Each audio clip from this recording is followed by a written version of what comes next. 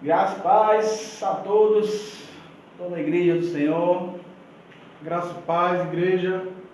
Estamos aqui, para mais uma noite de estudos bíblicos. Graça e paz, igreja.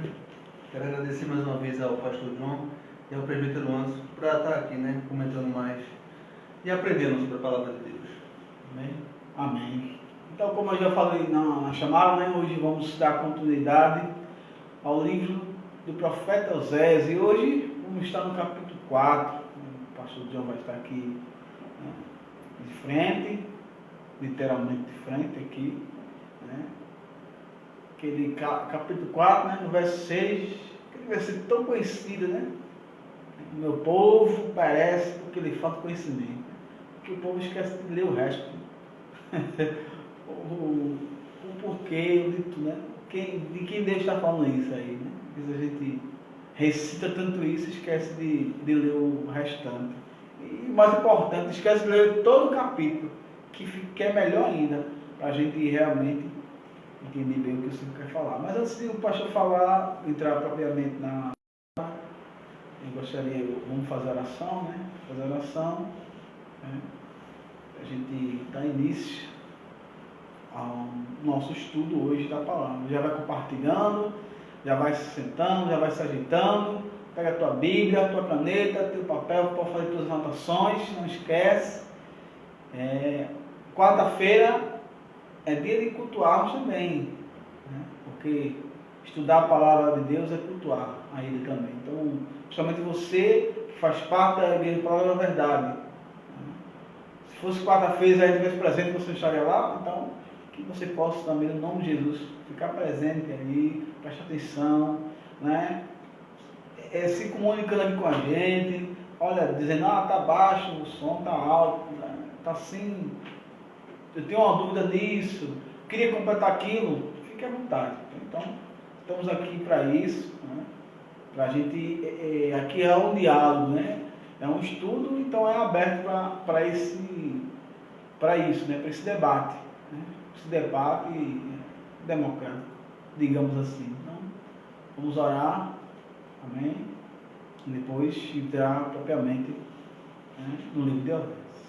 Pai, obrigado por esse momento, obrigado por tudo mesmo, por esses dias que o Senhor tem nos dado, proteção, nos protegendo, nos abençoando, abençoando em todos os âmbitos.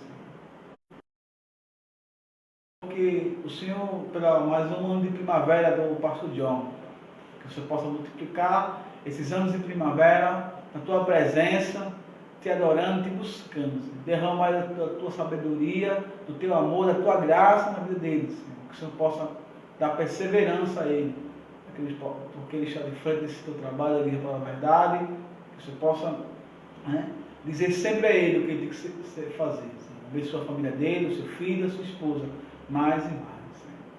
Obrigado, Senhor, também, porque o Senhor nos alimenta, o Senhor nos protege, porque sem ti nada podemos fazer. Obrigado, Senhor, pelo livramento dessa doença, Senhor, que o Senhor continue nos livrando, se assim for da tua vontade. Obrigado, meu Pai, por essas vidas que estamos ouvindo, Senhor. Abençoa-as também, Senhor, com teu amor, com tua graça, com tuas misericórdias, Senhor. E que, Espírito Santo, elas possam deixar de lado tudo o que tem que fazer, meu Pai. Tudo de atrapalho, que vem atrapalhar elas de ouvir a tua palavra, estar junto conosco, estudando sobre a tua palavra. Que o Senhor possa colocar a mente delas focada para te ouvir, focada para a leitura da palavra, o estudo das Escrituras Sagradas. Obrigado, Senhor Jesus, pela melhora lá da minha prima, que já vai ser, o sedativo já foi retirado, estão esperando ela acordar agora, Senhor. E também a febre já não está mais com febre. Obrigado, Senhor. Muito obrigado, meu. Meu Pai, queremos te pedir que o Senhor console aqueles que perderam seus familiares, Senhor, por meio desse coronavírus ou qualquer outro motivo, meu Pai, irmão. Só o Senhor tem um abraço e as palavras que consolam. Obrigado, Senhor, porque o Senhor nos protege, porque o Senhor, nesse período tão difícil, sempre esteve conosco. Senhor. Não nos retirasse, meu Pai, do meio da guerra, mas nos protege em meio à guerra, Senhor. Obrigado. Ser conosco nesse estudo, Espírito Santo, iluminando nossas mentes, para que a gente possa explanar o que o Senhor quer, não o que a gente pensa que está certo. Em nome de Jesus. Amém e amém.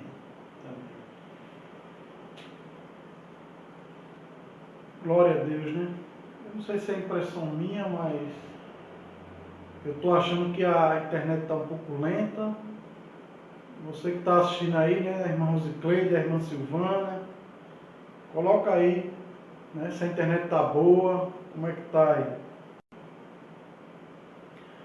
Bem, hoje, mais uma vez, vamos iniciar, né, esse debate de mais um capítulo desse livro, que é um livro rico, é um livro abençoado, é um livro que nos traz muitas aplicações, muitas conclusões, muitos aprendizados, né? É um livro, né, que é inspirado por Deus. Estávamos aqui há pouco falando sobre a questão da inspiração, né, que é uma doutrina bíblica, né? E todos os livros, cremos, de Gênesis a Apocalipse, são livros inspirados por Deus. Inclusive o livro de Oséias, a qual estamos estudando. E sendo inspirados, nós temos esse livro como escritura sagrada. Amém? Por isso o nosso respeito, por isso o nosso zelo, por isso a nossa vontade cada vez mais de aprender, né? Creio, né, as pessoas que moram em nossas casas veem que cada um de nós tem estudado, tem buscado, tem aprendido cada vez mais, né, para chegar aqui com respeito à palavra de Deus, com respeito ao nosso Deus e com respeito também a você que nos ouve, chegar aqui e trazer um conteúdo, amém, de qualidade que venha enriquecer as nossas vidas. Então, hoje, né, é aquele capítulo do livro de Oséias, a qual a maioria das pessoas conhece, né, metade de um versículo, né, que é o versículo 6. O meu povo sofre porque lhe falta conhecimento. Só que essa é a metade do versículo. E você vê que a maioria das pessoas só conhece essa metade desse versículo, não conhece nem o versículo 6 inteiro, que dirá o capítulo inteiro. Então hoje você abre tua Bíblia aí, que você vai acompanhar com a gente aqui, versículo por versículo. E eu creio que Deus vai falar muito através desse capítulo com a gente aqui hoje, né? Queria dizer aos meus amigos aqui da mesa que se sintam à vontade para fazer suas colocações, qualquer momento da nossa exposição aqui. Amém? Parece até um debate político agora, né? Quase. Me senti um debate político. Versículo 1, né? Nosso presbítero sempre tem que puxar uma risadinha da gente. Versículo 1, então a gente vai ler versículo a versículo e explicar o que é que está acontecendo aqui, né? Quem vem acompanhando já está inteirado, mas quem ainda não está acompanhando não tem problema, pode acompanhar normalmente. E a gente vai lendo versículo por versículo, explicando, e no final vamos trazer 4 lições que a gente aprende através desse capítulo. Na verdade são muito mais do que 4, mas eu selecionei as 4 que eu achei principais, orando, né, pedindo a Deus que me orientasse. Foram as 4 que eu achei principais, as 4 lições. Então vamos lá. Versículo 1, ele inicia, né, a gente viu até o 3, Oséias contando a sua história e a história de Israel. E agora ele se levanta como profeta de Deus. Porque uma das características de todo profeta do Velho Testamento é chamar para si a responsabilidade de estar falando a palavra de Deus, de estar proferindo a palavra de Deus. E Oséias chama essa responsabilidade para si e, usado, inspirado pelo Senhor, ele diz: ouvi a palavra do Senhor, vós, filhos de Israel, porque o Senhor tem uma contenda contra os habitantes da terra. Porque não há verdade, nem benignidade ou amor, dependendo da sua tradução, nem conhecimento de Deus na terra. Então, aqui, como eu disse, ele começa pedindo para que o povo de Israel, como a gente sabe, a nação estava dividida entre Israel e Judá. E ele conclama a nação, o povo de Israel, aqui, a ouvir a palavra do Senhor. E o que se inicia aqui é ele dizendo que o Senhor tem uma contenda contra Israel. Então essa contenda que o Senhor tinha contra Israel tem uma base. A base para essa contenda é a aliança que foi quebrada. Êxodo capítulo 19, versículo 8, eu gostaria que um dos nossos irmãos aqui pudesse ler. Quando Israel aceita, né, os mandamentos do Senhor. Moisés ali chega com os mandamentos e Israel aceita os mandamentos do Senhor. Então Deus propôs os mandamentos e Israel aceitou. E ali ficou firmada a aliança entre Deus e Israel. Aliança essa que agora estava sendo quebrada. Porque a gente lembra que nos capítulos anteriores a gente vê a nação mergulhada na idolatria. E a gente lembra que lá em Êxodo 20, que são os 10 mandamentos, diz: olha, não farás para ti imagem de escultura, nem adorarás outro Deus além de mim. E a nação tinha aceitado aquela aliança, e agora estava quebrando essa aliança. 19:8. Isso. Então todo o povo respondeu a uma voz: tudo o que o Senhor falou, faremos. E relatou Moisés ao Senhor as palavras do povo. Veja, tudo que o Senhor falou, faremos. A nação numa só voz. Tudo que o Senhor falou, faremos. E depois segue o capítulo 20, trazendo os 10 mandamentos.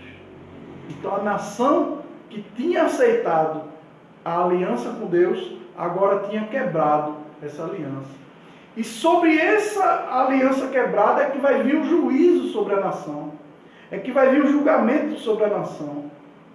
E aqui ele diz: por quê? Porque não há verdade, não há amor, nem há conhecimento. As 3 coisas que estavam faltando naquele povo: verdade, amor e conhecimento. Infelizmente, trazendo um pouco para nós aqui nos dias de hoje, nós não enxergamos uma realidade muito diferente dessa. Vemos que está faltando hoje verdade, amor e conhecimento. Verdade, porque muitos estão pregando uma meia-verdade ou até mesmo uma mentira. Falta amor, porque as pessoas estão pensando em si mesma e deixando de pensar no próximo. E falta conhecimento, porque as pessoas têm rejeitado a palavra de Deus. Versículo 2. Só prevalecem o perjurar, o mentir, o matar, o furtar, o adulterar e homicídios sobre homicídios. Então, as pessoas trocaram. A nação trocou a verdade, o amor e o conhecimento por perjúria, mentira, furto, adultério e homicídio. Perjúria é justamente a quebra da aliança. É você dizer, você prometer algo e não cumprir. E aí a nação está mergulhada na perjúria, na mentira, no adultério, no furto, na idolatria, no homicídio. A nação está mergulhada no pecado. A nação trocou as coisas boas de Deus pelo pecado e mergulhou no pecado. E o versículo 3 diz assim: por isso a terra se lamentará, e qualquer que morar nela desfalecerá com os animais do campo e com as aves do céu, e até os peixes do mar serão tirados. Então, aqui vemos que aquela terra estava refletindo o julgamento do Senhor. Aquela terra ali, ela estava demonstrando que o Senhor estava insatisfeito com a nação. Porque enquanto o Senhor estava satisfeito com a nação era próspera, a terra era deleitosa, a terra manava leite e mel, a terra tinha cachos de uva que precisava de 2 homens para carregar aqueles cachos de uva. Mas agora a terra estava de luto, a terra estava ali se lamentando, a terra estava ali jogando ali para aquela nação, não é? O julgamento de Deus. Um reflexo do julgamento de Deus. Versículo 4. Todavia, ninguém contenda, nem qualquer repreenda, porque o teu povo é como os que contendem com o sacerdote. Então ele está dizendo aqui, olha, eu trouxe esse juízo sobre a nação, eu estou dizendo aqui o erro da nação, os pecados da nação, pejúria, mentira, furto, adultério, estou trazendo aqui os pecados da nação, mas ninguém venha contender, ninguém venha repreender essa nação, a não ser eu. O Senhor estava falando aqui, dizendo, só quem pode repreender essa nação sou eu. Só quem pode contender com essa nação sou eu. E por quê? Porque os sacerdotes não podiam repreender a nação. Os sacerdotes estavam cometendo os mesmos pecados que a nação. Por isso os sacerdotes não tinham direito de repreender a nação. E Deus estava dizendo aqui isso. Deus estava dizendo aqui que os sacerdotes não tinham direito de repreender a nação, porque eles estavam cometendo os mesmos pecados. O que a gente vê muito, né? Sacerdotes, pastores, líderes de mãos atadas, eles não podem repreender porque eles são repreensíveis. Eles não podem apontar porque eles cometem pecados piores do que o pecado do povo. E muitas vezes o povo daquela igreja, daquele local, está mergulhado no pecado, justamente porque os sacerdotes não dão exemplo e continuam mergulhados também no pecado. Então, Deus estava aqui dizendo, vocês sacerdotes não podem acusar a nação, não podem repreender a nação, porque vocês cometem erros piores. E ali Deus vai começar agora falando contra os sacerdotes. Deus continua falando do povo também, mas agora Deus coloca os sacerdotes também no banco dos réus, porque aqui é como se fosse um julgamento, e Deus ali coloca os sacerdotes no banco dos réus e começa também a falar, a acusar contra eles. E aí, no versículo 5 ele diz, por isso cairás de dia, e o profeta contigo cairá de noite, e destruirei a tua mãe. É um versículo que a gente precisa de uma leitura mais profunda para compreender. Mas é muito simples. Ele está dizendo aqui, por isso cairás de dia. O que é uma pessoa que cai de dia? É um cego. É uma pessoa que não está enxergando. Mesmo na luz do dia, ele não está enxergando. E ele tropeça, e ele cai, porque ele não está enxergando. Mesmo assim, era a nação de Israel. Vocês estão tropeçando de dia. Vocês estão cegos. Isso aqui, né, ele está também mais específico, falando sobre o sacerdote, né? Que vocês tropeçam de dia. Né? A gente lembra do que Jesus falou sobre os líderes de Israel, né? Ali. Líderes cegos, né? Que estão cegos, o povo está cego e está sendo guiado por um líder cego. É o que está acontecendo aqui. Um cego guiando o outro. Guiando o outro, né? Aqui, a gente sabe, a gente viu no capítulo 1 que Osés, ele era profeta do reino do norte, né? Do reino de Israel. Então, ele estava, os líderes, né? Os sacerdotes e o profeta, cego, né? Como o pastor falou, quem é que bate nas coisas de dia? Aqui é cego, aqui não tem visão. Então, eles estavam caindo tanto de manhã como à noite. À noite, a gente ainda é mais compreensível, digamos assim, de uma forma mais literal, porque a gente não enxerga, pode não enxergar mais de dia. Não tem como a gente dizer, não tem álibi para nos proteger, para nos defender. Então, deixa eu falar, não tem álibi para vocês não, porque vocês caem de noite, caem de dia. Qualquer momento vocês estão caindo, porque vocês estão tudo cegos. Né? E no 4, como ele falou, né, olha, não acusa o povo não, né? Porque vai ser a hipocrisia de vocês. Vocês estão sendo hipócritas. Então, deixa que quem está fazendo acusação sou eu. Assim como eu estou fazendo acusação contra vocês. Né? No final ele fala que a minha acusação é contra vós, ó sacerdote. Então, né, nesse capítulo aqui, Deus sai daquela história, daquele paralelo entre o casamento de Osés com Gomer e o casamento de Deus e a nação de Israel, sair daquele paralelo, para agora uma acusação mais específica. Agora Deus vai direto, Deus está falando por meio de símbolo, agora Deus está falando por meio de fatos. Deus está mostrando aqui, olha, vocês não têm misericórdia, não têm bondade, não têm amor. O que vocês são o quê? Um mundo assassino, idólatras, né? Prostitutos. Então, Deus deixou do capítulo 1 até o 3, Deus estava falando com o povo, acusando o povo através do quê? De simbolismo, de símbolo. E o símbolo qual era? Era a história era o paralelo entre o casamento de Osés e sua esposa, Deus e o povo de Israel. E agora Deus usa o fato, Deus mostra os fatos a eles. Olha, vocês estão achando que eu estou brincando? Olha aqui que vocês fazem. Eu sei muito bem o que vocês estão fazendo. Então, Deus mostrou fatos para eles, a realidade. Eu estou acusando com provas, né, para eles. Né? E o povo, os sacerdotes estavam assim, os sacerdotes profetas, o cego, guiando outro povo, né, cego. Né? O povo cego sendo guiado por um líder cego. Essa nunca deu certo.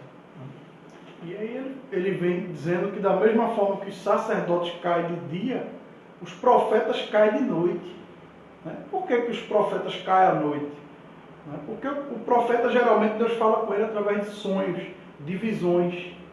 Só que os profetas daquela nação estavam tendo sonhos e visões da mente deles, vindo muitas vezes de espírito maligno ou da mente deles. Não eram sonhos e visões de Deus. E eles estavam tropeçando através desses sonhos, dessas visões, porque eles estavam se guiando por sonhos, se guiando por visões que não eram palavra de Deus, que não era a voz de Deus falando com eles. E eles, através daquilo ali, caíam também. Versículo 6, né, que aí é o versículo, né, chave, é o versículo mais conhecido do capítulo 4 de Osés, né, ele diz, olha, o meu povo foi destruído, porque lhe faltou conhecimento. Porque tu rejeitaste o conhecimento, também eu te rejeitarei, para que não seja sacerdote diante de mim. Visto que esquecesse da lei do teu Deus, também eu me esquecerei de teus filhos. Veja só, que esse versículo muitas vezes os pastores usam para falar para o povo.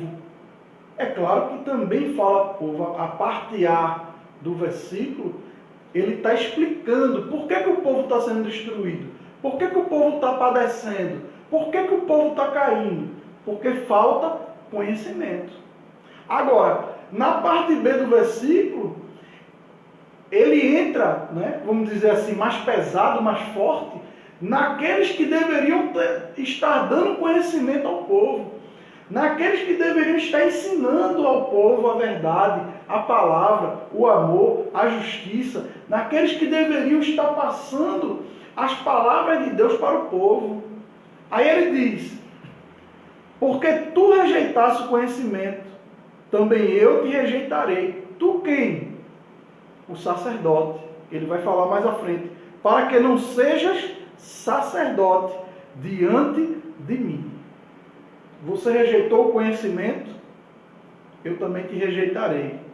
E você não vai ser mais sacerdote diante de mim. Visto que te esquecesse da lei. Aí a gente volta para o primeiro versículo. Aquele que a gente falou da aliança, da lei. Quando ele entrega ali os 10 mandamentos.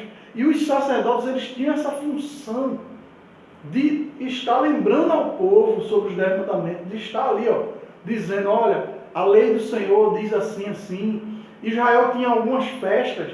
E nessas festas era lembrada a palavra do Senhor. Era dita, era relida a palavra do Senhor. E já não estavam mais fazendo isso. Os sacerdotes tinham rejeitado a lei do Senhor. Tinham rejeitado a palavra do Senhor. E Deus disse, por vocês terem rejeitado a minha lei, por vocês terem esquecido a minha lei, por vocês terem rejeitado o conhecimento, eu também rejeitarei vocês, para que vocês não sejam sacerdotes diante de mim. Porque ser sacerdote, qualquer um pode ser. Agora, ser sacerdote diante de Deus, aí é que realmente é difícil. Porque aqueles homens continuaram sendo sacerdotes, mas não mais diante de Deus. Eles eram sacerdotes da própria mente deles, fazendo aquilo que lhe apraz, fazendo aquilo que eles queriam fazer. Mas eles deixaram de ser sacerdotes aprovados por Deus, deixaram de ser sacerdotes abençoados por Deus.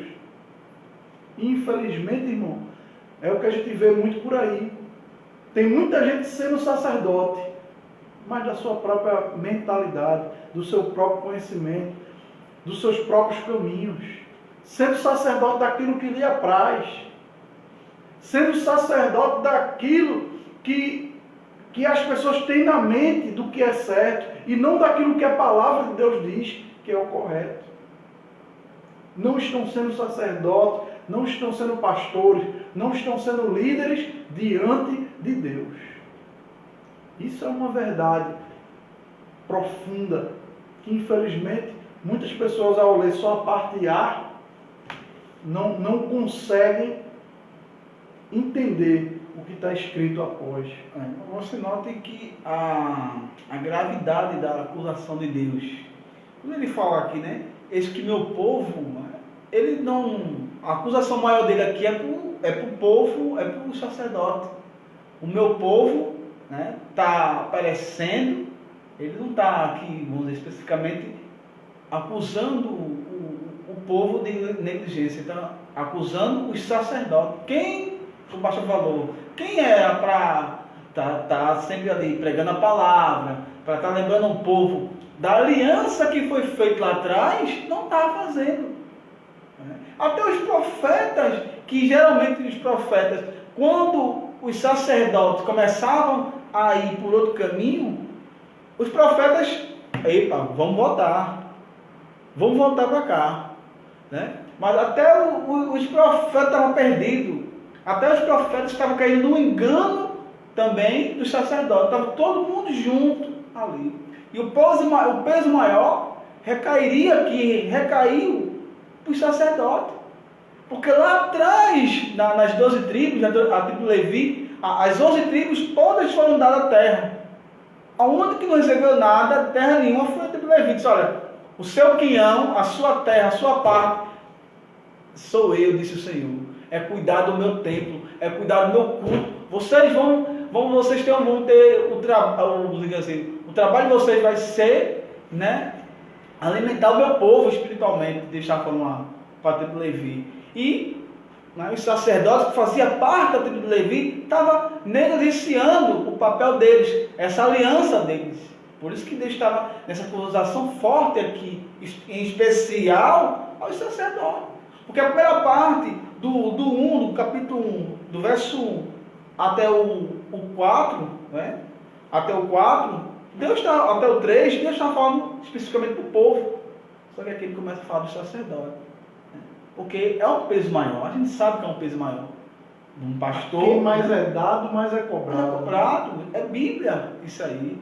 Então o peso maior estava recaindo sobre, né, os sacerdotes, sobre os próprios, principalmente os sacerdotes, e, claro, né, consequentemente os profetas também estavam sendo acusados, mas principalmente os sacerdotes, que tinham esse dever, era dever deles. Deus disse para eles: olha, o seu quinhão, a sua parte, a sua terra, vai ser cuidar do meu povo, vai ser cuidar do meu culto. E eles não estavam fazendo isso.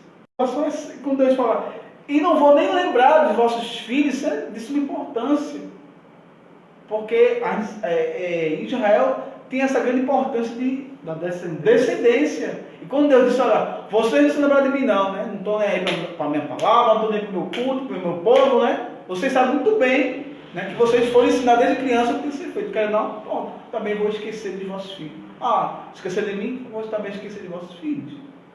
E quando Deus realmente coloca uma pessoa à parte, quando Deus exclui a pessoa, né, é complicado. Não tem, né, quem faça, vamos dizer, como disse Davi, né? Dura coisa é cair nas mãos do Senhor. Nas mãos dos inimigos o Senhor salva. Mas nas mãos de Deus, quem é que vai salvar?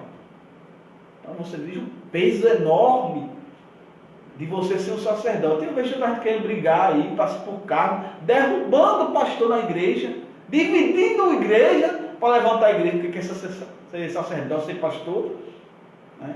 E a gente vê o peso aqui, né, do sacerdote que é negligente. Quantos sacerdotes hoje são negligentes? Não estou nem aí. Uma palavra dessa que a gente está falando aqui, que esse estudo, 90% dos sacerdotes, ou pseudo-sacerdotes, estão negligenciando. Apenas pega uma partezinha A aqui, ou uma vírgulazinha aqui, pronto. Dá para o povo. Aí dá a comida seca, né? O povo. Dá uva verde. Aí, como diz a palavra, fica de barriga inchada, né? Como quando come uvas verdes. Então, você que está, né, pensando em ser sacerdote, pastor, meu amigo, minha amiga, cuidado. O peso é grande. Aqui mais se dá, mais se é cobrado. A irmã Silvana, né, perguntou aí sobre o versículo 4, que eu terminei me empolgando aqui, passando direto, né? É o 5, final. Sobre a questão da mãe, né? Que ele diz no versículo 5, né? O final do versículo 5, ele diz: destruirei a tua mãe. Quando ele fala da mãe, ele está falando aqui da nação, do país. Como o Brasil, né? O Brasil, né? Seria a tua mãe, então a nação brasileira, né? Então é uma questão de, vamos dizer, genealogia, né? De filho, porque quem nasce no Brasil, né? Brasileiro, os filhos do Brasil são o que? Os brasileiros. Então, os filhos, né, de Israel eram os israelitas, né? Ou a tribo norte, como a gente explicou lá atrás. Então, eles estavam falando só isso, Silvana, só essa questão. Destruirei a tua mãe, né? Destruirei Israel, a vossa mãe. Está falando da nação, que destruía a nação. Assim como foi, né? Mas alguns anos depois, a nação de Israel, ela foi exilada, né? Foi tomada pelos assírios e se perdeu. Aquelas 10 tribos que formavam a nação de Israel, ou o reino do norte, foram, né, se dividiram ali e ninguém mais sabe, né? Foi quando surgiu os samaritanos. Então, estava falando só sobre isso, né? Sobre a questão de que nasce de Israel, vão destruir a nação. A questão estava apontando para a nação toda, né? Versículo 7 diz assim: como eles se multiplicaram, assim contra mim pecaram. Eu mudarei a sua honra em vergonha. Então, é necessário, para a gente entender esse versículo, dividir ele nas duas partes, né? A primeira parte, ele faz uma constatação. E a segunda parte, Deus está ali amaldiçoando, trazendo ali uma condenação para os sacerdotes, né? A primeira parte, ele está dizendo: olha, quanto mais se multiplicou os sacerdotes, mais se multiplicou o pecado. Infelizmente é o que a gente vê hoje. Cada esquina que a gente passa, a gente vê uma igreja. E eu não teria problema nenhum de ver milhares de igrejas abertas, desde que essas igrejas estivessem pregando o Evangelho e fazendo a diferença que é uma coisa que a gente dificilmente vê. Mas a gente vê na nossa nação exatamente o que estava acontecendo aqui. Se multiplicaram as igrejas, se multiplicaram pastores, se multiplicaram os sacerdotes, mas ao mesmo tempo que se multiplicou os sacerdotes, se multiplicou o pecado. A taxa de divórcio aumentou, os adultérios aumentaram, Violência doméstica. a violência doméstica aumentou, a violência como um todo no país aumentou, o consumo de drogas aumentou, o tráfico de drogas aumentou, a prostituição aumentou. Então a gente vê que era para ser o contrário, porque se aumenta o número de igrejas, se aumenta o número de evangélicos, era para diminuir esses índices. Então, quando a gente vê esses índices aumentando, a gente constata que tem algo errado.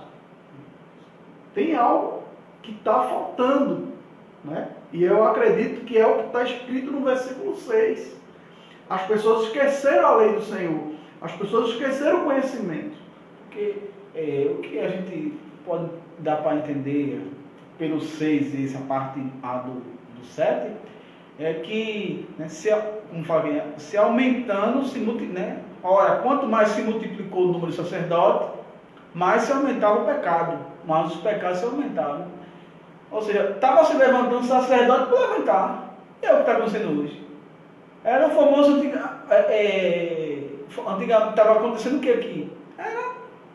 Aqui é meu primo, que é irmão de sei quem, que é pai de não sei de quem. Bota ele como sacerdote. Não é porque o sacerdote, entendeu? Era uma coisa boa você ser sacerdote naquela época ali. Porque o povo vinha ali, né? Você comia, né? O pessoal que o sacerdote ele não trabalhava, né? O trabalho dele era, como eu já falei, de Levi, era cuidar do culto do Senhor, era cuidar do povo, da parte espiritual do povo de Deus. Então, eles recebiam ali, né? As ofertas que vinham, eles recebiam, tinha uma parte do sacerdote deles. Então, você imagina, era uma coisa boa.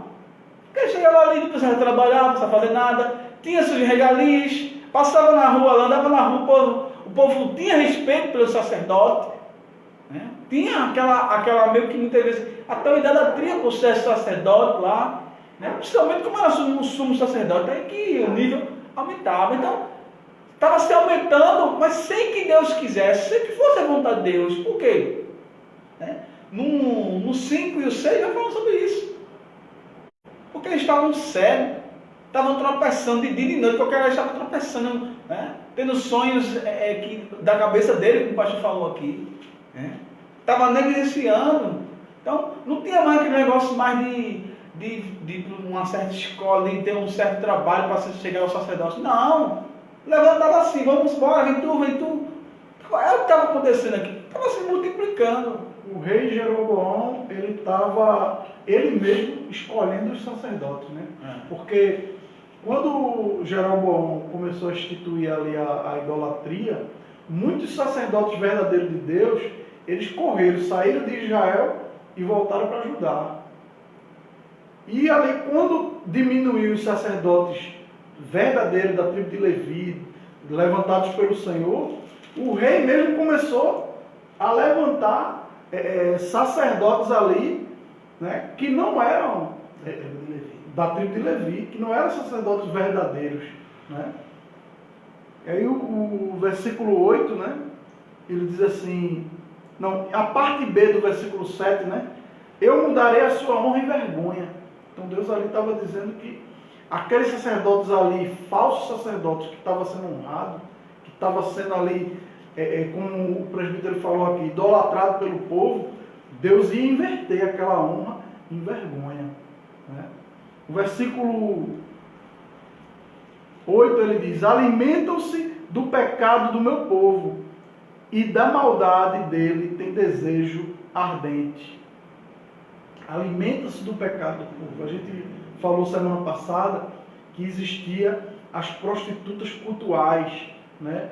Que ali nos templos ali feitos para Baal, para Astarote, para tantas outras falsas divindades ali, aqueles templos ali as pessoas iam ali para fazer orgia, o culto deles era um culto que tinha orgia no meio do culto, né? E aqui os sacerdotes se alimentavam do pecado do povo, né? Por quê? Quanto mais as pessoas gostavam daquela forma de culto, adoravam, idolatravam essas divindades, mais aumentava o lucro desses sacerdotes. E parece que, né, trazendo para hoje é igualzinho, né? Quanto mais cheia a igreja, mais tem oferta, mais tem dízimo, né? E os sacerdotes hoje estão falando aquilo que o povo quer ouvir, a mesma coisa que estava acontecendo nessa época de Osés, digamos assim, acho que uns 4.000 anos atrás, né? 4.000 anos atrás, eu acho, digamos assim, dando uma conta aqui, não sei se é isso mesmo. Aí você vê, né? Por isso que disse já Salomão, em Eclesiastes, não existe nada novo, tudo se repete. Então você acha que isso aqui é novo, que hoje o que está acontecendo é novo? Não é novo não. O sacerdote aqui já fazia isso já, né? Era um bocado de sacerdote nessa questão de eu vejo, é melhor abrir uma igreja do que um bar. Será? Porque tem igreja que é pior que bar. Porque uma igreja que prega É difícil ouvir isso. mas é verdade, porque uma igreja que prega que só um lado do evangelho, que prega meia verdade, que está pregando que você é isso, aquilo, outro e tal, e não prega que se você não se converter vai para o inferno, está fazendo o mesmo trabalho do bar. Está fazendo o mesmo trabalho. Eu sei que é duro escutar isso, mas é a verdade. Então nem sempre é melhor abrir várias igrejas. Como o pastor disse, se as igrejas abrissem várias igrejas, também não tem problema. Podia abrir 20 mil igrejas, 50 mil no bairro. Mas se pegasse o evangelho de Cristo, amém, irmão. Porque se pegasse o evangelho de Cristo, essa é a verdade, não existiria tantas denominações. O problema de todas as denominações, né, é porque é isso, porque cada um está pregando o evangelho muitas vezes diferente do que a Bíblia fala, né? Então é o que estava acontecendo aqui, infelizmente, é o que está acontecendo hoje. E existe, assim, algo perigoso também que a gente pode ver em relação a isso, como o presbítero antes falou, que abrir um bar, né, ou uma igreja, né, que às vezes você opta melhor que seja um bar do que uma igreja, porque são dois abismos muito, assim, complicados. Porque, vamos tomar um exemplo com uma criança, a educação de uma criança. Você vai ali, vai ensinando a ela o caminho que ela deve andar. Agora imagina você tentando ensinar a um adulto que já é convicto daquilo. Tem uma mente formada, Que já tem uma mente formada, é muito difícil, né?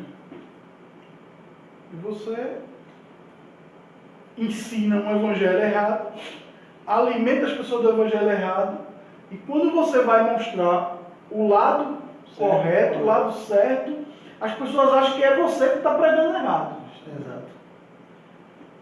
Você enxerga isso facilmente. Hoje em dia você vê pessoas que são seguidas na internet, né? Que estão lá botando altas profecias, né? Live do manto, nome das pessoas no óleo, são coisas absurdas, né? Que a gente, quando percebe isso, infelizmente, a gente só tem a lamentar, né, por certas denominações que estão abertas. Né? Você vê live do pastor Cláudio Arte para fazer macacada. Que ele não pastor, ele não prega. 10.000 pessoas. Aí você vê live de um pastor pregando a palavra de um estudo como esse, 2, 3 pessoas, 4 pessoas. É o que está acontecendo, é o que estava acontecendo, aconteceu e o que acontece hoje. O povo não está nem aí para a palavra, e os sacerdotes principalmente, porque o que alimenta, né, os sacerdotes é a mentira, é a pregação de que você vai ser, né, o que você tem que ter, não o que você vai ser. Então, infelizmente, é um desabafo da gente aqui, mas é a verdade. É a nossa realidade. Era a realidade de Israel, e hoje é a realidade do Brasil e do mundo. Né? Há tantos sacerdotes, né? O povo, não de Deus. E para você que está se perguntando aí, né?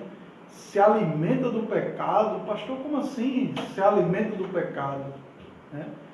É muito simples. Vou dar um exemplo muito prático de hoje em dia. Se o povo não tivesse o pecado da cobiça, jamais existiriam os teólogos da prosperidade. Os teólogos da prosperidade, eles só existem por causa da cobiça. Então, as pessoas têm a cobiça de ser próspero, de ficar rico. E através dessa cobiça, está lá o camarada vendendo um feijão a R$1.000. Não feijão, um grão só. Um grão de feijão. Não é nem um quilo.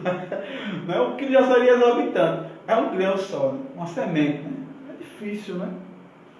O versículo 9 ele diz: povo, assim será o sacerdote, e visitarei sobre ele os seus caminhos, e lhe darei a recompensa das suas obras. Por isso, como é o povo, assim será o sacerdote. Veja que geralmente a gente fala o contrário, né? A gente diz que assim como é o sacerdote, assim será o povo. Era para ser, porque o sacerdote, ele dá, vamos dizer, luz ao povo. O sacerdote, ele traz a palavra e alimenta o povo. Era para ser dessa forma. Mas aqui em Israel estava sendo o contrário. Assim como é o povo, é o sacerdote. Por quê, pessoal? Porque quanto mais a cobiça do povo aumentava, o pecado do povo aumentava, mais tinha espaço para esses falsos líderes, para esses falsos sacerdotes. O que alimenta os falsos sacerdotes é o povo, pessoal. Se o povo abrir a Bíblia, começar a ler, começar a entender a palavra do Senhor, rapidamente os falsos sacerdotes vão começar a falir. Porque o maior medo dos falsos sacerdotes é que você lê a Bíblia, é que você conheça a Bíblia. Ele diz que dá conhecimento, mas ele ali traz, ele usa a palavra de Deus. Ele não se deixa ser usado pela palavra de Deus. Só querendo acrescentar só um ponto aí, que a gente viu essa semana de um suposto apóstolo, pastor, que estava querendo vender uma sementinha, não foi? Fazer um propósito. E ali foi, ontem, se eu não me engano, que foi o Ministério Público, né, bateu de frente com ele e disse para o YouTube tirar o vídeo dele do ar. Você vê que não foi cristãos ou pessoas que leem a palavra que contestaram ele. Foi um Ministério Público. Quer dizer, o povo que era para ver o que ele estava fazendo e protestar contra isso, ficaram calados, né? Infelizmente, o povo de Deus, ele está com esse costume aí, de ficar calado diante dos desmandos, né? Diante dos pecados, diante das coisas. O povo de Deus fica calado, né? E o povo do mundo se levanta contra. Isso daqui reflete essa palavra, quando ele diz: mudarei a sua honra em vergonha. Ou seja, infelizmente, as igrejas têm sido envergonhadas. Até mesmo as igrejas sérias passam essa vergonha por causa das falsas igrejas. Infelizmente, irmão. E hoje está a mesma coisa. Porque os sacerdotes hoje, né, também estão como esse sacerdote, fazendo o que o povo quer. Né? Porque é como Paulo fala, Romanos 12, verso 2, né? Não vos amoldeis.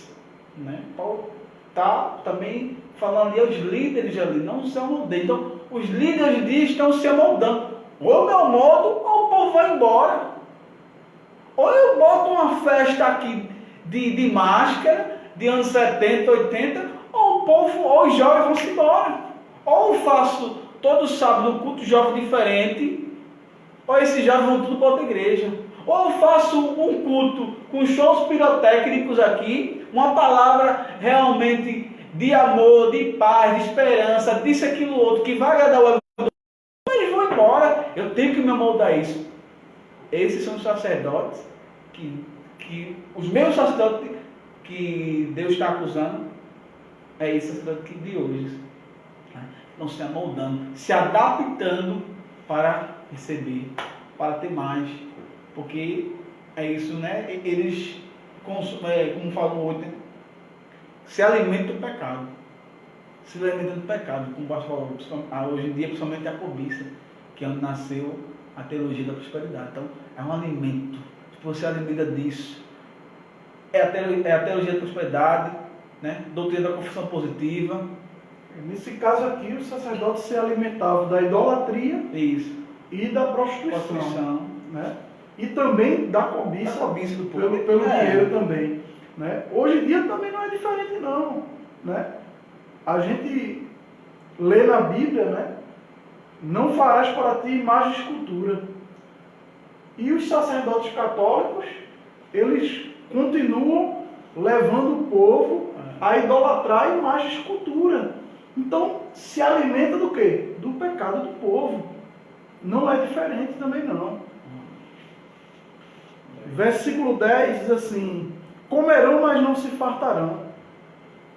Entregar-se-ão à luxúria, mas não se multiplicarão, porque deixaram de olhar para o Senhor.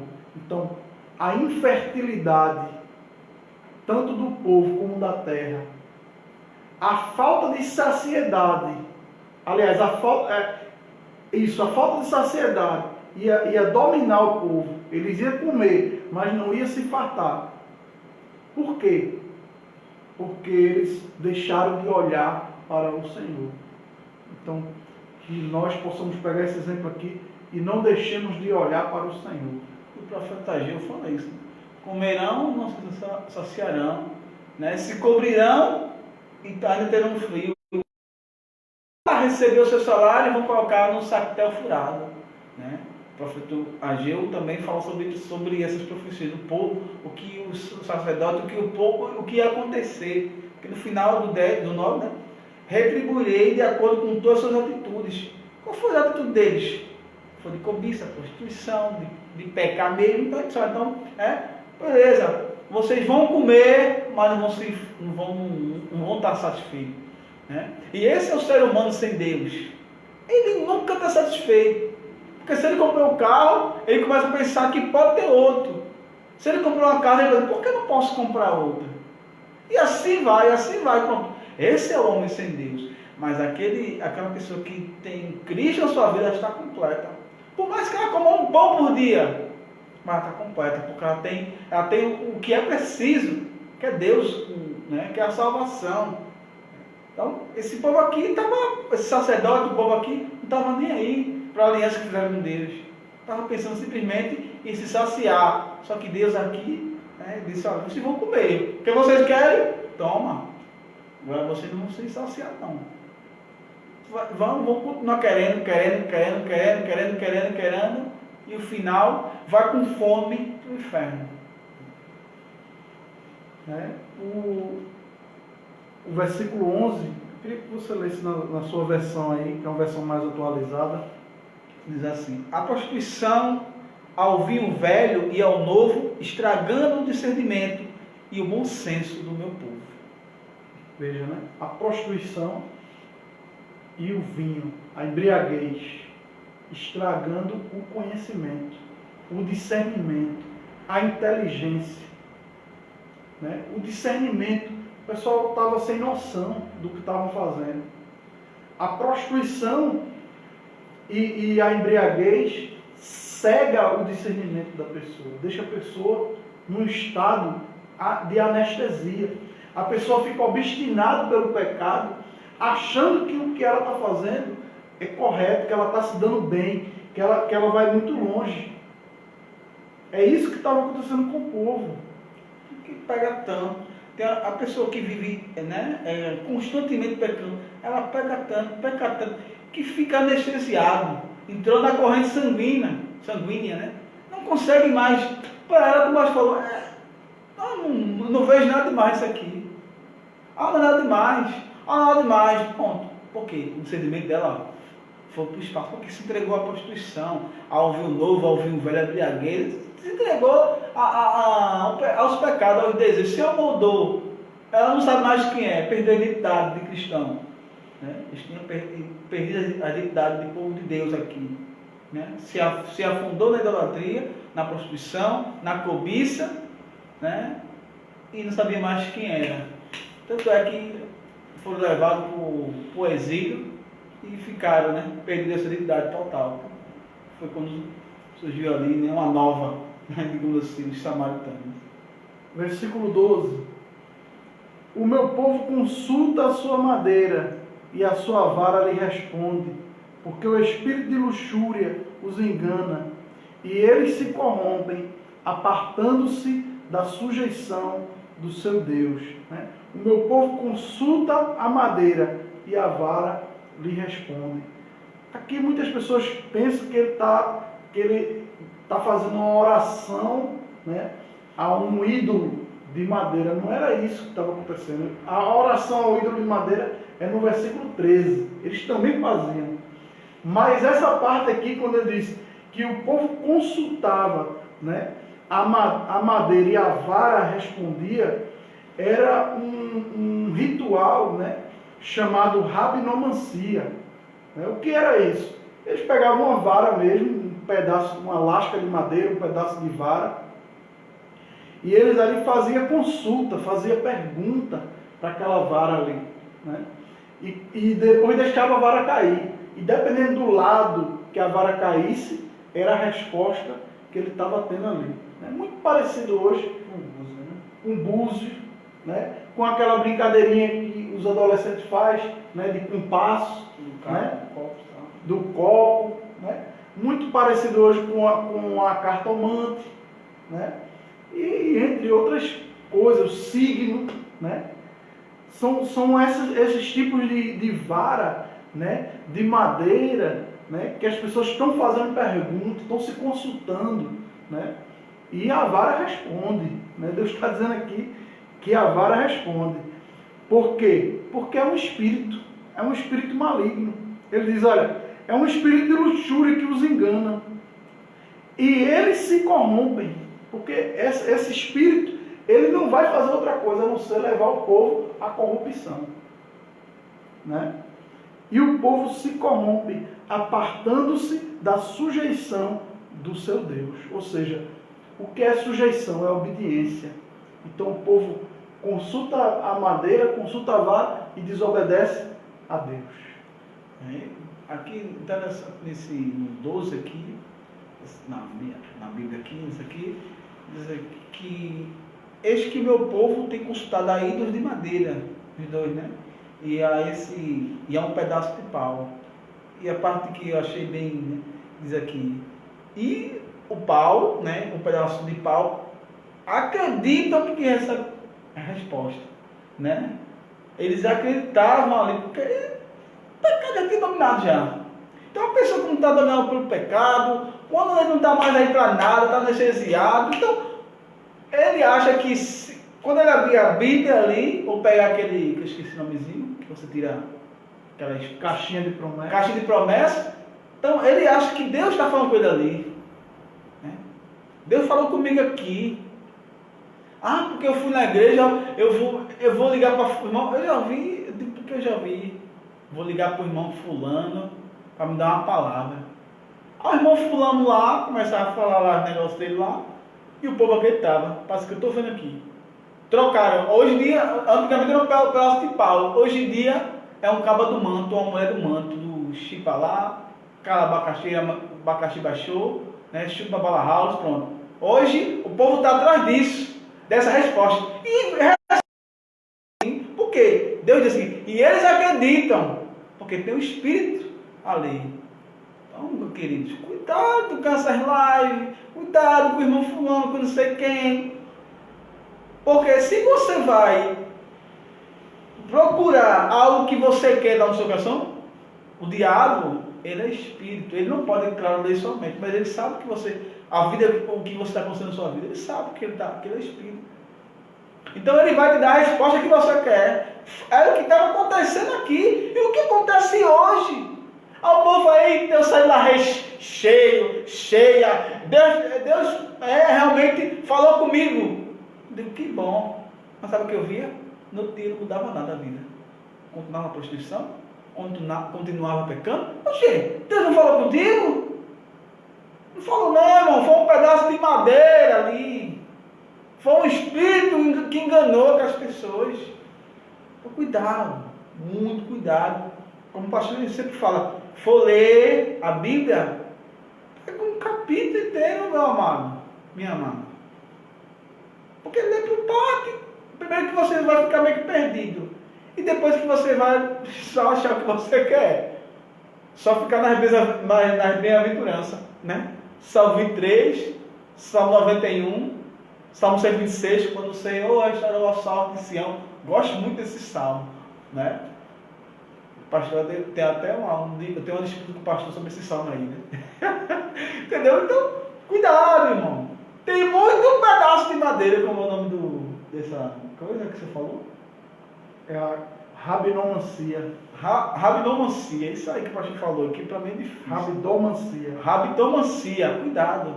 Tem muita rabinomancia rolando hoje. E o povo, Deus falou comigo. E não veio mudança nada. Então, cuidado com esse pedaço de madeira aí. Aí, versículo 3, ele vem, né? Sacrificam sobre os cumes dos montes e queimam incenso sobre os outeiros.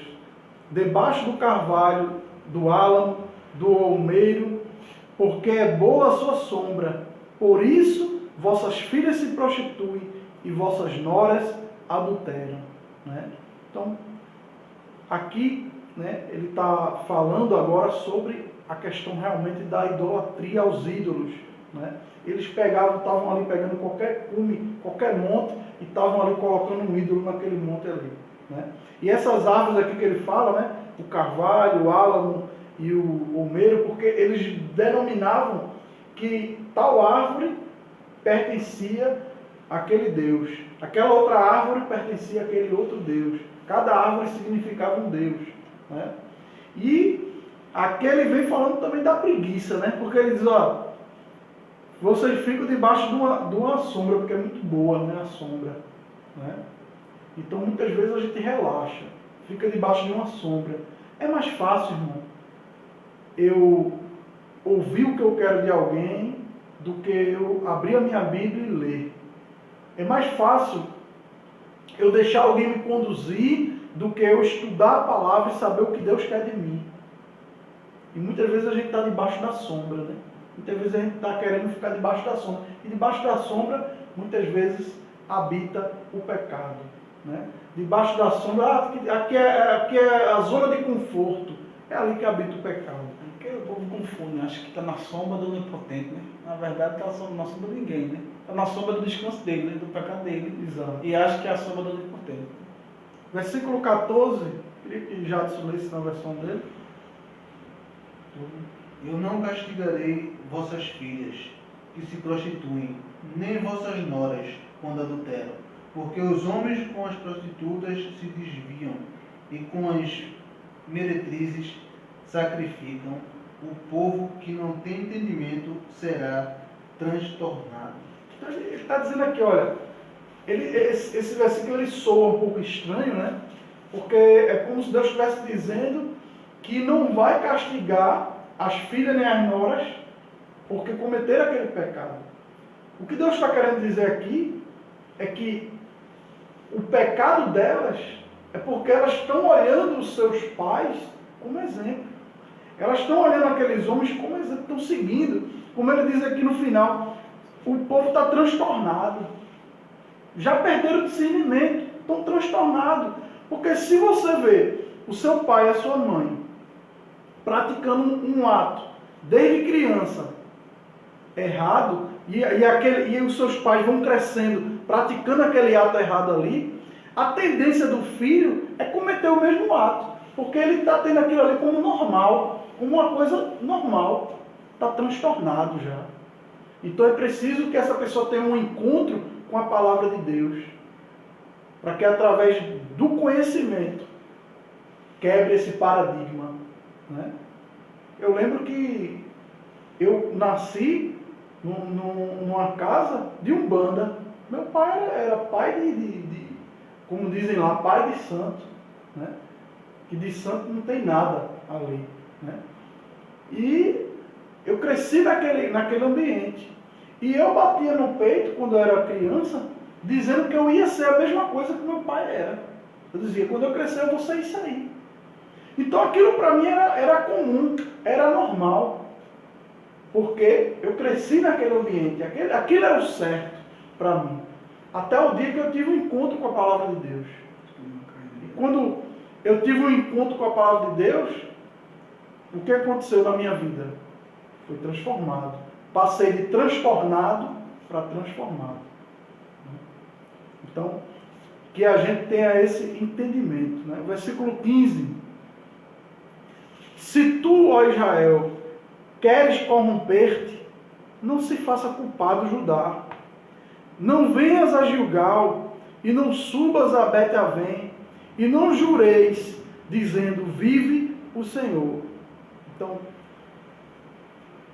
se Israel quer se corromper, que não se torne culpado Judá.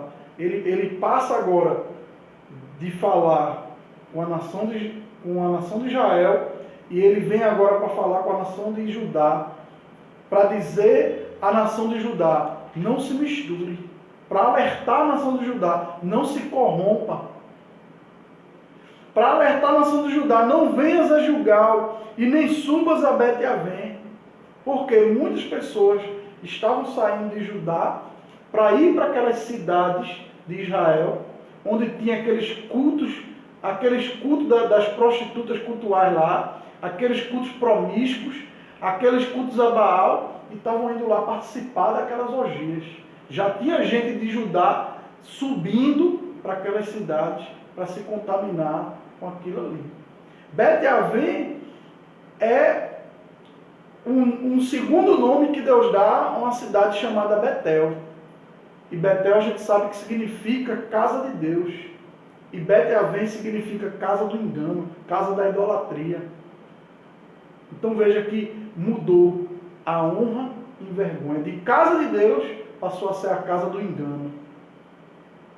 E que a gente olhe para esse versículo aqui e entenda, não é porque fulano está fazendo, não é porque ciclano está fazendo. Se aparentemente está dando certo lá, mas não quer dizer que é o certo. Pode estar dando certo em termos de prosperidade, como alguém já chegou para mim e disse, mas tal igreja agora está com ar-condicionado, está com poltrona acolchoada. Pode estar dando certo, mas não é o certo. Eu não estou dizendo aqui que é errado a igreja ter ar-condicionado e poltrona acolchoada. Eu estou falando aqui de igrejas que pregam um evangelho deturpado e por causa disso enricam. A forma. É a forma, não é o conteúdo. Né? Versículo 16 diz, porque como uma vaca rebelde se rebelou Israel, agora o Senhor os apacentará como um cordeiro em lugar espaçoso. Né? Então, o povo está feito uma vaca rebelde. Vocês querem que Deus apacente ele como um cordeirinho? Não tem como. Vai ser tratado como vaca rebelde. É uma frase que a minha esposa sempre fala. Se a pessoa quer ser tratada como selvagem, como animal, vamos tratar como animal. Então o povo, né, quer ser tratado como animal selvagem, então certo, porque o cordeiro era o representante de um animal dócil, né, obediente. Já o boi não, meu boi selvagem, boi é selvagem. Que tem os bois que são, né? Que fala bezerra, né? A bezerra selvagem, ou seja, o povo estava sem sabedoria, sem discernimento, estava perdido, estava vivendo como animais selvagens, né? Olhando só para o seu próprio instinto, né? Qual é o instinto do homem? Pecar, aí contra Deus. Então o povo estava sem Deus, então estava olhando só para si, como selvagem. E queria que Deus tratasse como cordeiro? Jamais, meu irmão. Jamais. Vou retribuir conforme os seus atos, né? Como no Jeremias 17. Né? Quem que conhece mais enganoso do que qualquer outra coisa é o quê? É o coração do homem. Quem é que o conhece? Eu, o Senhor, conheço. Esquadrinho e retribuo cada um segundo, está lá, segundo o seu proceder. Então, o povo ia ser tratado como um animal selvagem, como foi, como chegaram lá, os assírios e derrubaram tudo. Versículo 17 diz, Efraim está entregue aos ídolos, deixe, né? Então, muitas vezes a gente quer estar junto, né, de pessoas pecaminosas, de pessoas que nos levam a caminhos perniciosos, né? E Deus está dizendo aqui para ajudar. Olha, Israel está entrando nesse pecado aí, Israel está afundado no pecado, Israel está entregue aos ídolos. Efraim aqui representa Israel, né? É uma das tribos de Judá, né, que ficava justamente na parte de Israel e não na parte de Judá, né? E ele diz, olha, Efraim, ou seja, Israel, deixe ele lá. Não vá, não se misture, deixe ele. E aí a gente lembra do Salmo 1, né? Bem-aventurado o homem que não anda segundo o conselho dos ímpios, não se detém na roda dos escarnecedores, não se assenta no caminho dos pecadores, antes tem o seu prazer na lei do Senhor, e na sua lei medita dia e noite, fazendo prosperar o seu caminho, né? E aí ele continua o versículo 18: a sua bebida se foi, eles se corrompem cada vez mais. Certamente amaram a vergonha os seus príncipes. Ele aqui está fazendo uma conexão com o versículo 11. Porque o versículo 11 ele diz que o vinho tirou o discernimento deles. Mas aqui ele está dizendo, olha, o vinho já se foi, o efeito do álcool já se foi, mas eles continuam cometendo os pecados. Ou seja, eles agora não estão pecando sem entender. Eles agora estão pecando porque amam o pecado. Eles agora estão pecando porque eles desejam continuar no pecado. Não é sem discernimento. Já se foi o efeito do álcool. Já se foi o efeito do vinho. Eles agora estão afundados no pecado por conta própria. Por vontade própria. É aquela questão. A pessoa, né, chegou ao fundo do poço, não tem mais nada. E mesmo assim ele diz, não, eu vou continuar fazendo o que eu quero. Né? Porque eu gosto de fazer e pronto, não quero nem saber de salvação, só de Jesus Cristo. Né? Não quero nem saber nada. É exemplo da pessoa de hoje que não, perdeu tudo, não tem mais nada, acabou o vinho, cessou o vinho, cessou tudo. O efeito passou. Né? Que só passou por um perrengue, por essas consequências do seu pecado. Mas simplesmente só sentiu remorso. Poxa, por que eu fui pego? Mas não se arrependeu e continua, né, pecando, continua, né, querendo pecar.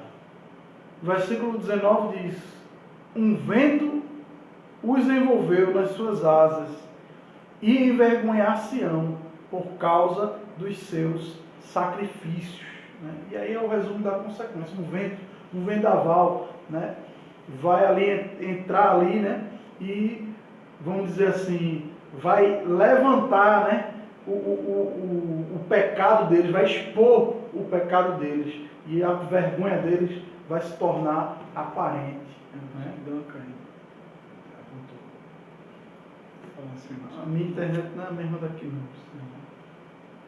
Então, meus irmãos, né, tendo concluído, né, o capítulo, né, o entendimento, a leitura e o entendimento do capítulo, eu quero passar para a segunda parte, que é a aplicação. É a parte mais rápida, porém é a parte que nós vamos mais apreciar, porque é a parte que vai fazer com que a gente tenha, né, uma lição para os nossos dias de hoje. Mas antes de passar para essa parte, eu queria ler aqui uma frase de um estudioso chamado Harold Cook Phillips, que ele diz assim: é significativo que as preocupações do profeta não eram econômicas nem políticas. Ele queria que compreendêssemos que o fracasso moral é a fonte primária do colapso de uma nação. Então, o fracasso moral é a fonte primária do colapso de uma nação. Quando você vê uma nação que está entrando num colapso econômico, num colapso político, antes de chegar nisso, ela já tinha entrado num colapso moral. Antes de chegar nisso, a moralidade dela já tinha caído, já tinha ido embora no ralo. Você está falando do Brasil? Parece que está falando do Brasil, né? Jesus Cristo. E aí, temos 4 lições que aprendemos através desse texto sagrado. A primeira lição é a gente entender que Deus rejeita a religião fabricada. Né? Jeroboão, ele fabricou uma religião, ele fabricou sacerdotes, misturou o judaísmo com o paganismo. E essa religião fabricada pelo homem, ela é rejeitada por Deus. No versículo 12, ele diz: apartaram-se da sujeição de Deus. No final do versículo 12, apartaram-se da sujeição de Deus.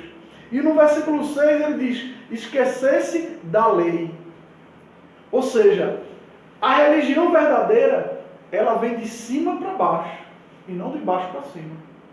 Não é o homem que vai dizer como ele vai adorar a Deus, como ele vai cultuar a Deus. É Deus que diz como o homem, como servo dele, vai cultuá-lo.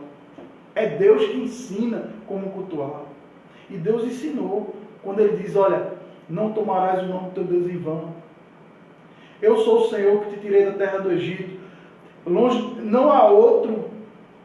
Eu sou o único, não há outro além de mim.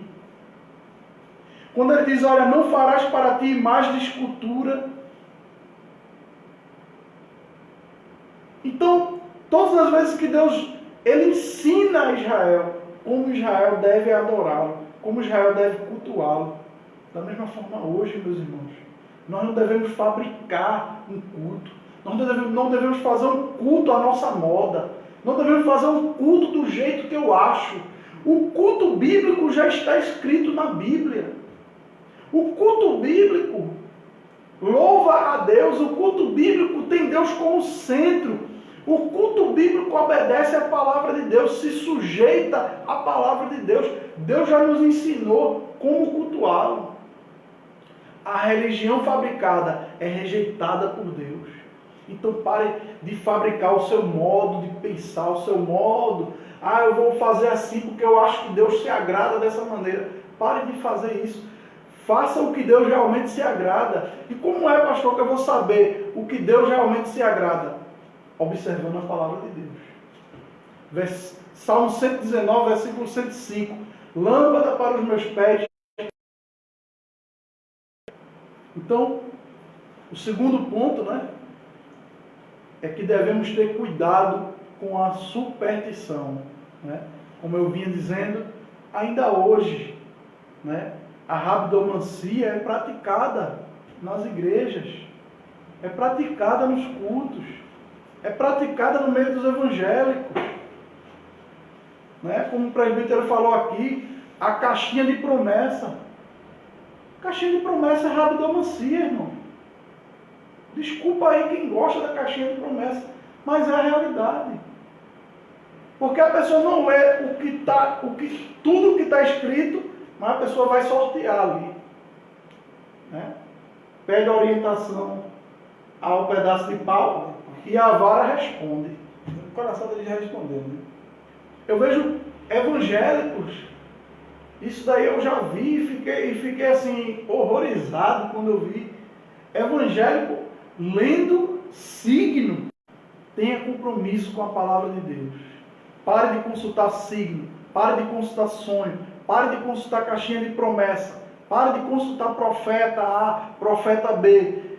Estude, aprenda. Venha para a palavra de Deus. Leia a palavra de Deus. É a revelação de Deus. É a Bíblia Sagrada. Ela é a nossa única regra de fé e prática. Eu vejo muitas pessoas dizendo que a Bíblia é minha única regra de fé e prática. Mas na prática ela consulta sonho, caixinha de promessa, signo, isso e aquilo outro. Só não consulta a Bíblia. O irmão Zefinha, irmão Luiz. Misericórdia. Que nós tiramos aqui desse capítulo: a rebeldia atrai o desastre. É o que a gente vê no capítulo todo. Mais personificado ainda no versículo 19. No versículo 16 e o 19. Porque o versículo 16 ele diz que o povo é como uma vaca rebelde e quer ser tratado como um cordeiro. E o versículo 19 ele diz que o vendaval vai vir sobre eles. O julgamento vai vir sobre eles. É consequência. Então, a rebeldia atrai o desastre. Cuidado com a rebeldia. Seja obediente à palavra de Deus em primeiro lugar. E segundo, seja obediente às suas lideranças. A gente vê hoje aí igrejas que estão desobedecendo a lei. Que estão indo de encontro à lei. E isso, meu irmão, é motivo de tristeza para a gente. A gente só tem a lei quando a lei for de encontro à palavra de Deus. Se baixar um decreto aqui no Brasil proibindo Bíblia, pode saber que eu vou ser o primeiro a contrabandear a Bíblia. Porque eu vou seguir a palavra contrária à palavra de Deus. Eu tenho que seguir a lei. Eu tenho que ser respeitador da lei, ser cumpridor da lei, ser pagador dos meus impostos. Amém, irmão? E quarta e última lição desse capítulo é que um dos grandes pecados, tanto de Israel como de nós hoje, é a ignorância voluntária. A ignorância voluntária é um dos grandes pecados que nós cometemos. No versículo 6, a gente leu que o meu povo sofre, o meu povo é destruído porque lhe falta conhecimento. E falta conhecimento porque voluntariamente os sacerdotes rejeitaram o conhecimento e esqueceram a lei do Senhor. Então, meus irmãos, não sejam omissos com a palavra de Deus. A ignorância voluntária é um grande pecado. Eu não quero saber, eu não quero aprender, eu não quero ler, eu não quero estudar a palavra de Deus. Eu tenho acesso, meus pastores ensinam, meus líderes ensinam. Eu tenho todo acesso a aprender a palavra de Deus, mas eu não quero. A ignorância voluntária é um pecado e Deus rejeita isso na minha e na tua vida. Conhecereis a verdade e a verdade vos libertará. Amém. Somente através do conhecimento é que vamos nos libertar de pecados, de mentes maliciosas, é que vamos deixar de nos amoldar ao mundo. Somente através do conhecimento genuíno da palavra de Deus, é que vamos nos libertar do falso pastor, do falso profeta, do falso líder, somente através do conhecimento. Então não rejeite o conhecimento. Não seja alguém que é ignorante por vontade própria, voluntário, o ignorante voluntário. Não seja isso. Em nome de Jesus, quero agradecer a oportunidade de estar trazendo mais uma vez a palavra de Deus. E semana que vem, na quarta-feira, estamos aqui novamente com o capítulo 5. O nosso presbítero Anderson vai ser o condutor aqui, e eu e o seminarista Jadson vamos estar aqui também nos ajudando ele aqui nesse estudo, nessa palestra. Amém? Até a próxima. Vamos orar para agradecer esse momento especial. Amém? Obrigado, Senhor. Que o Senhor possa nos abençoar, que o Senhor possa nos conduzir a cada dia, Pai.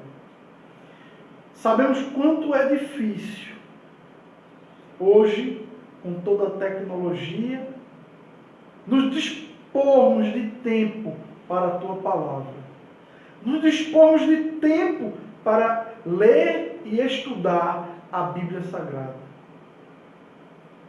Mas nos dá força, nos dá ânimo e nos dá consciência a cada dia, Senhor, da responsabilidade que temos diante das Escrituras Sagradas.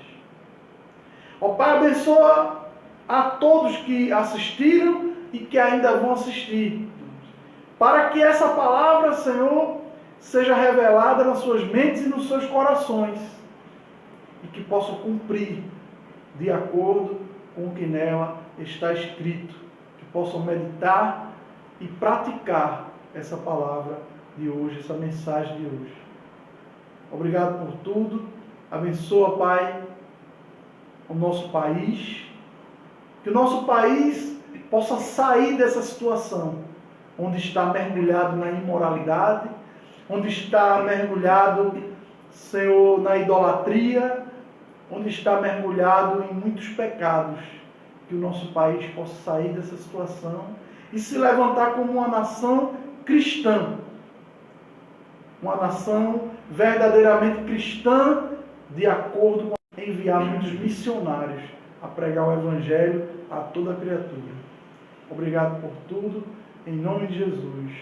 Que o amor de Deus, a graça do nosso Senhor e Salvador Jesus Cristo, a comunhão e as divinas consolações do Espírito Santo seja sobre a tua vida e sobre a tua família, desde agora e para todos sempre. Amém. Amém. Amém. E só lembrando que nossa live de domingo é às 17 horas, amém?